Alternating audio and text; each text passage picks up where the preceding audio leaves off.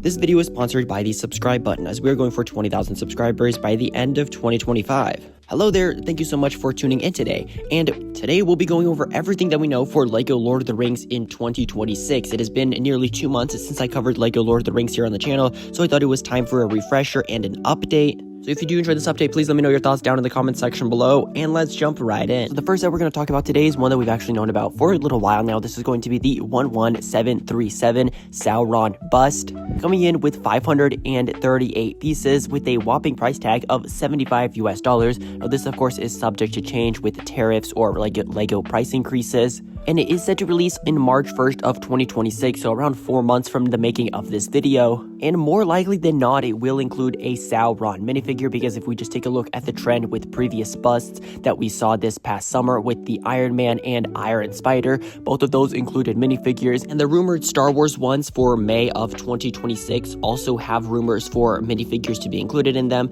so I would definitely expect a Sauron minifigure to be included here, but of course take all the rumors in this video with a grain of salt. They are not confirmed until LEGO officially reveals the set, but me personally, I have high hopes for this bust. The bust usually has around the top half of the torso for the character, as well as a detailed helmet and head. So for 538 pieces, it's not going to be huge, and that price tag is going to be expensive, so I'm hoping for either a lot of printed pieces or LEGO will include some new molded parts, because this is expensive, and it will definitely be our smallest non-brickhead set to date in the last 10 years for LEGO Lord of the Rings. There's been a couple of brickheads for $20, $25, but this was going to be our cheapest non-brickhead set, and it just brings us closer and closer to the potential return of playsets and battle packs for LEGO Lord of the Rings. Okay, now if you're not a big fan of the bust series and you're looking for something a little more exciting, I think I have you covered here with the next rumor. This is said to be the next large direct-to-consumer set that should be releasing sometime in the first half of 2026 for LEGO Lord of the Rings,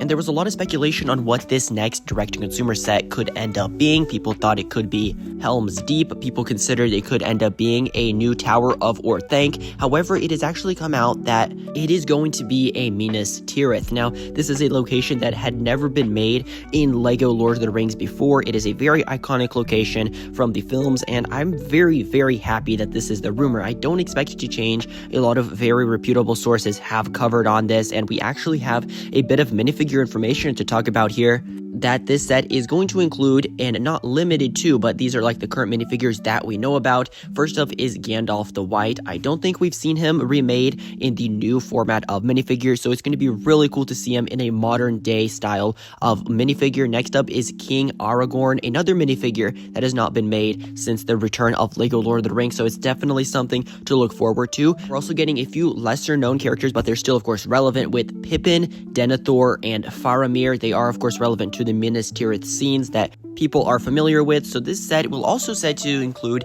3 to 4 Gondor soldiers, and Gondor soldiers are another character that the fact that they are coming in here could mean that potentially a battle pack or a smaller set that we could get these Gondor soldiers for much cheaper than however much this Minas Tirith will actually end up costing, because this Minas Tirith, to be perfectly honest, I expect it to cost between $400 to $500, maybe around the same price as Barad-dûr, maybe a little more expensive. There's a lot of possibility. Maybe this will be another $1,000 set, because we saw that LEGO is not afraid to reach that price point with the Death Star this past October, and for a location as stunning and recognizable as Minas Tirith, in order to get all of its details right, I think that a large-scale set would be amazing. You could possibly pick up each layer and access a new level inside of the city. That would be really cool. If it is of course on a base plate or some sort of 18+ display stand. If it is more of a playset style as an 18+ set, similar to what we saw with Barad-dûr, I think we could see the front half be fully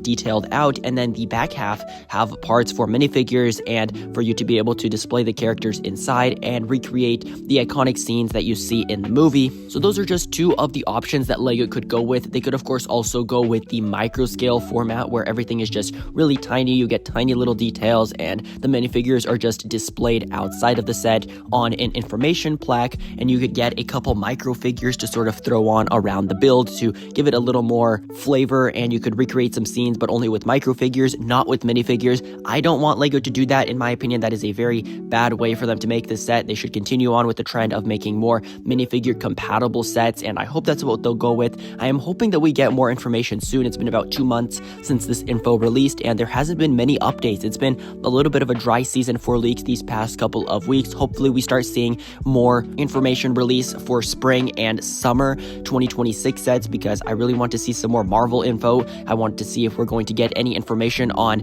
the brand new day set, Spider-Man Brand New Day, but of course that's a topic for a different video. But now I just want to talk about what we could expect for LEGO Lord of the Rings in the future. I think as long as these sets continue to sell well, and it appears as though they have, I think maybe the Shire that released earlier this year didn't sell fantastic. It may have had a little bit less popularity just because it is a smaller build. It's not as much of a showstopper on display as Rivendell or Minas Tirith will likely be, and of course Barad-dûr is one of my favorite LEGO sets of all time, that it looks amazing on display, and I'm sure that the Shire didn't sell as well because of the fact that it's just not that iconic. It's more of a simple build, but I'm sure LEGO did fine because it also had an exclusive gift with purchase, and people probably wanted to pick up that gift with purchase with the set, and that was only available for a couple of weeks when they brought it back this past summer anyways. I also really hope that we see playsets return. I know this is a statement that's been talked about a lot, but I think we are very, very close. LEGO is getting closer and closer. They're testing the waters with the diorama build they made with the You Shall Not Pass